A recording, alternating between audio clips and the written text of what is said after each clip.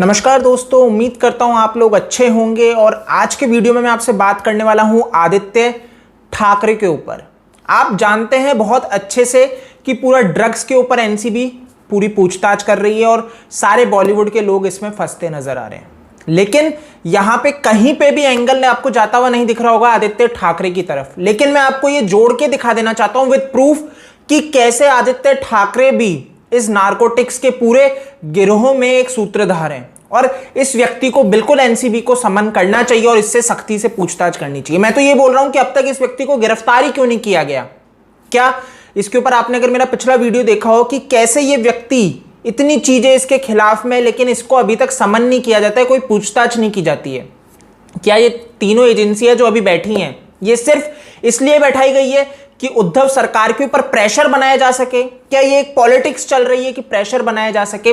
ये पब्लिक की जो एक सिंपैथी है सुशांत सिंह राजपूत के लिए, इसके साथ क्या केंद्र सरकार इसको कैश करना चाह रही है? ये एक सवाल बनता है कि आखिर क्या ऐसा कुछ अगर इनकी रणनीति है? जो फैमिली लॉयर है विकास सिंह सुशांत सिंह राजपूत के, उन्होंने इसके ऊपर बात रखी थी कि अगर ये प्रेशर बनाया जा रहा है, आप समझ रहे हैं, सिर्फ उद्धव सरकार के ऊपर, और बाद में इनकी एक डील हो जाती है। क्योंकि आपको पता है संजय रावत और फडणवीस आपस में मिले हैं, तो क्यों मिलते हैं एक रूम में और इस बहाने से कि भैया इंटरव्यू दे रहे हैं सामना को, तो आखिर इनको क्यों जरूरत पड़ जाती है? यानी कि कुछ ना कुछ अब इनके बीच में हो रही है जो ताना बाना, ये सिर्फ घुटनों पे लाने के लिए अगर ये तीन एजेंसियों को बैठाया गया है। क्योंकि ये चीज तो दोस्तों जग जाहिर है कि उद्धव सरकार हो गई, जो ये शिवसेना है, और बीजेपी इनके पहले बिल्कुल नजदीकियां रह चुकी है। तो ये सिर्फ एक दूसरे को नीचा दिखाने के लिए, आप समझ रहे हैं, कि बैकफुट पे लाने के लिए और खुद की सरकार वहां पे महाराष्ट्र में कायम करने के लिए अगर बीजेपी ये कर रही है कि सिर्फ सुशांत सिंह राजपूत के नाम को कैश कर रही है, तो ये बहुत गलत है और इनके ऊपर प्रेशर बनाना बहुत जरूरी है। अगर अपन ये सोच के बैठ जाएंगे कि एम्स और सीबीआई हायर अथॉरिटी को, मतलब केंद्र सरकार में पीएमओ को करती है, ऑब्वियस सी बात है सीबीआई, बट अगर ये सोच के आप बैठे रहो कि भैया पीएमओ कोई हायर अथॉरिटी को कर रही है, तो ऑब्वियस सी बात है भैया फ्रीडम ही आएगी। तो मैं आपको यह बात भी याद दिला दूं कि सुप्रीम कोर्ट ने कहा था कि सीबीआई एक बंद पिंजरे में तोते की तरह है। तो बंद पिंजरे में तोते की तरह का मतलब आप बहुत क्लियरली समझ सकते हो कि केंद्र सरकार अगर यहां पे चाहेगी कि भैया सिर्फ दबाना है, डराना है, धमकाना है और अंत में जो हमारे फेवर में जो चीजें निकल जाए, क्योंकि राजनीति है ना, तो सत्ता चाहिए इन्हें, तो अगर पूरा खेल उसी का है इनका, तो आप समझ सकते हो कि चीजें बहुत गलत दिशा में जा रही है। अब बात कर लेते हैं इस चीज पे, आदित्य ठाकरे क्यों इससे अब तक पूछताछ नहीं हो रही और होनी चाहिए। तो अब मैं आपको जो फोटो दिखा रहा हूं दोस्तों आदित्य ठाकरे की, इसमें ये जो फोटो ली गई है पब स्ट्रीट पे कंबोडिया में ली गई है। और कंबोडिया की ये जो पब स्ट्रीट है ना, ये बदनाम है इस चीज के लिए कि यहां पे ड्रग्स एंगल चलता है, प्रोस्टिट्यूशन चलता है, आप समझ रहे हो। और यही चीज के ऊपर अभी बात हो रही है, कैसे बॉलीवुड के अंदर इसी चीज के ऊपर पूरा एक चल रहा है कि गिरोह चल रहा है कि कैसे ये ड्रग्स लेते हैं और कैसे ये प्रोस्टिट्यूशन करते हैं, बच्चों की चाइल्ड ट्रैफिकिंग करते हैं। अगर ये सारी चीजें बॉलीवुड में हो रही है, बॉलीवुड के महाराष्ट्र की सरकार की नाक के नीचे चीजें हो रही है, तो ऑब्वियस सी बात है उनको ना पता हो ऐसा हो नहीं सकता है। और सवाल दोस्तों ये है, ये ऐसा नहीं है कि आज हो रही है, ये पहले से हो रही है, आप समझ रहे हो, ये पहले से चीजें होती आ रही है। ड्रग्स पहले से कंज्यूम करे जा रहे हैं, बीजेपी की सरकार में भी था, कांग्रेस की सरकार में भी था, लेकिन आप समझ रहे हो हर बार इसको नजरअंदाज किया गया।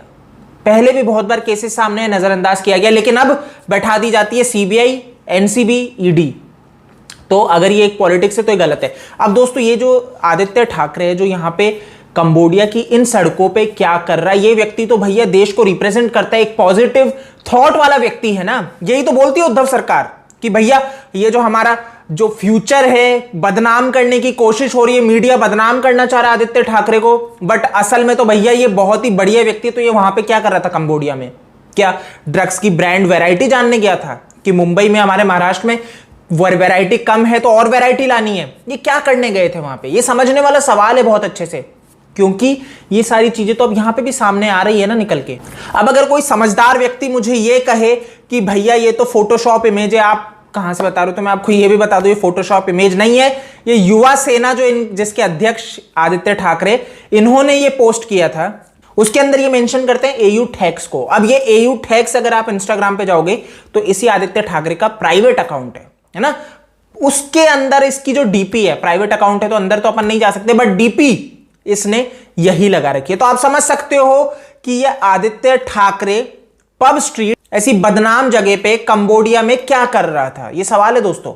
और इसको अगर नहीं पूछा जा रहा तो बिल्कुल ये सीबीआई एनसीबी की नजर में पहुंचाया जाए, क्योंकि इनकी देखरेख के बिना ये सारी चीजें नहीं हो सकती। यानी कि ये व्यक्ति ये, क्योंकि देखो यार ड्रग्स आएगा कहां से, इंडिया में तो आ नहीं रहा है, इंडिया में बन नहीं रहा है, तो यानी कि विदेश से ये स्मगलिंग होती है। और ये व्यक्ति ये जो यहां के सूत्रधार इतने रईस कैसे होते जाते हैं, इतना पैसा कहां से आता है, इतनी गुंडागर्दी करने की ताकत कहां से आती है, क्योंकि ये एक पूरा माफिया रन कर रहे हैं। और एनसीबी अगर यहां पे ईमानदारी से काम कर रही है तो उसको आदित्य ठाकरे को बिल्कुल गिरफ्तार करना चाहिए। देखो दोस्तों, मैं फिर कहूंगा कि सीबीआई पे भरोसा होना चाहिए, बट यहां पे एक चीज है कि सीबीआई हायर अथॉरिटी को बिल्कुल रिपोर्ट करता है, हमें कोई इशू नहीं है, लेकिन उस हायर अथॉरिटी के ऊपर इंडिया की पब्लिक का दबाव होना जरूरी है।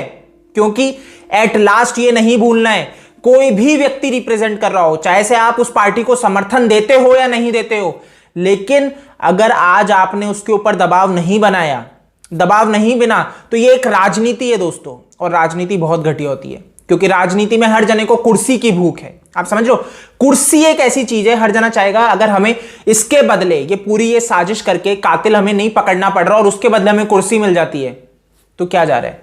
आप समझ लो ये चीज। इनको एक, मैं आपको एक बहुत अच्छे से एक चीज बता देता हूं, एक व्यक्ति की मौत से असल में इनको इमोशंस नहीं जुड़े, आपको ये समझना पड़ेगा। ये सिर्फ प्रेशर का नतीजा है जो इतनी चीजें हो रही है। अगर आप ये सोच के बैठे हो कि बीजेपी की सरकार है तो इमोशंस जुड़े हुए हैं उनका सुशांत सिंह राजपूत से, तो नहीं, ये चीज मत सोचना। न्याय मिल जाए ये एक चीज हो सकती है, बट इमोशंस नहीं जुड़े होंगे। पुलिस के कभी इमोशंस नहीं जुड़ते। आपको एक चीज बता दूं, राजनीति वाले कभी इमोशंस नहीं जोड़ेंगे, पुलिस कभी इमोशंस नहीं जोड़ती है, डॉक्टर कभी इमोशंस नहीं जोड़ते हैं। अगर डॉक्टर इमोशनल हो गया तो वो इलाज नहीं कर पाएगा, तो ये सारी चीजें होती है। एक लॉयर कभी इमोशन नहीं लाता है। तो दोस्तों, आपको आई होप कि ये चीज समझ में आई होगी कि ये आदित्य ठाकरे है जिसका जिक्र हुआ है, जो कहा जा रहा है कि सुशांत सिंह राजपूत की मौत में इसका अहम योगदान है। और मैं तो बोलता हूं कि है। इसके ऊपर मैंने स्पेसिफिक वीडियो बनाए कि आखिर क्यों आदित्य ठाकरे ने ही सुशांत सिंह राजपूत को मारा है। जाके देखना जरूर अगर नहीं देखा है तो अब तक। ये व्यक्ति ने लिटरली, अब आप ये फोटो देख के तो और क्लियरली कर सकते हो कि जो ये कहा जा रहा है सुशांत सिंह राजपूत को ड्रग्स दिया जा रहा था, तो यार ये लाने की ये पूरी किनकी नाक के नीचे हो रहा है, इन्हीं की। तो कैसे इनको बचाने के लिए तो मुंबई पुलिस आगे आएगी, क्योंकि उनकी आंखों के सामने ये सारी चीजें रन की जाती है। समझ रहे आप। तो यार दोस्तों, इस वीडियो में इतना ही है। आई होप कि आपको ये चीज क्लियर हुई होगी कि आदित्य ठाकरे किस तरह का व्यक्ति है। शक्ल पे मत जाओ, इसकी आवाज की टोन पे मत जाओ, कैसी आवाज की टोन हो इसकी, बट नियत से ये बहुत ही सही व्यक्ति नहीं है। आप समझो, सही व्यक्ति नहीं है। तो यार आप मेरे को फेसबुक, ट्विटर, इंस्टा पे डीएम कर सकते हैं अगर आपके पास कोई जानकारी हो तो। OSKD मेरा यूजर नेम है। जय हिंद।